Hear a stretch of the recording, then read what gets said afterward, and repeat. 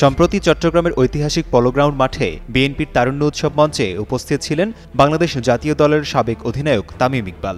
রাজনৈতিক জনসভায় তামিমের এমন উপস্থিতিতে জনমনে ডালপালা মেলতে শুরু করে। তবে কি রাজনীতির মাঠে নাম লেখাতে যাচ্ছেন বাঁহাতি এই ওপেনার? সম্প্রতি জাতীয় দৈনিকে দেওয়া এক বিশেষ সাক্ষাৎকারে সে সম্ভাবনা একেবারেই উড়িয়ে দিয়েছেন তামিম। স্পষ্টভাবে জানিয়ে দিয়েছেন এখনই রাজনীতিতে আসার কোনো আগ্রহ নেই তার। তামিম বলেন, আমার একদমই রাজনীতিতে আসার ইচ্ছে নেই, তবে আমি রাজনীতিকে খারাপভাবে দেখি না। সংগঠক বা ক্রিকেটারের মতো রাজনীতিকদেরও নিজ নিজ ক্ষেত্রে দক্ষ হতে হয়। আমার রাজনীতিতে আসার সুযোগ ছিল, কিন্তু কখনো সেই তাগিদ অনুভব করিনি। আমার সেই রাজনৈতিক যোগ্যতাও নেই। আর এটা ওইটা না, কাপড় ধোয়ার একটাই সলিউশন, চাকা অল ইন ওয়ান।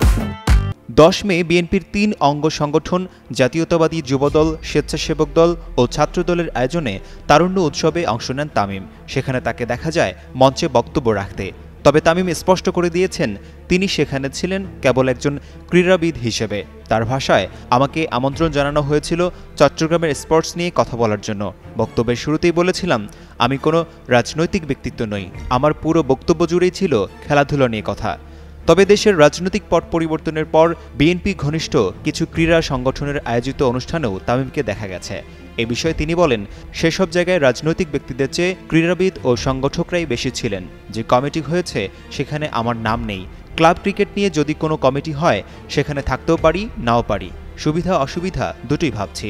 তামিম ইকবালের মতে দেশের ক্রীড়াঙ্গনের উন্নয়নে রাজনীতির ভেতরেও স্পোর্টস বিশেষজ্ঞদের থাকা উচিত। এখন না হয় রাজনীতিতে প্রবেশ করলেন না, ভবিষ্যতে কি তামিম রাজনীতিতে নাম লেখাতে পারেন? তামিমের সহজ স্বীকারোক্তি ছিল, এটা বলা কঠিন। 20 বছর পরে কি হবে কেউ জানে না। তবে এ মুহূর্তে রাজনীতি নিয়ে ভাবছি না। আমি কোনো রাজনীতি করি না, তাই নির্দিষ্ট কোনো দল নিয়েও কিছু বলবো না। শুধু চাই খেলাধুলার দায়িত্ব যেন ক্রীড়াবিদদের হাতেই থাকে। আশিকুর রহমান, যুগান্তর নিউজ।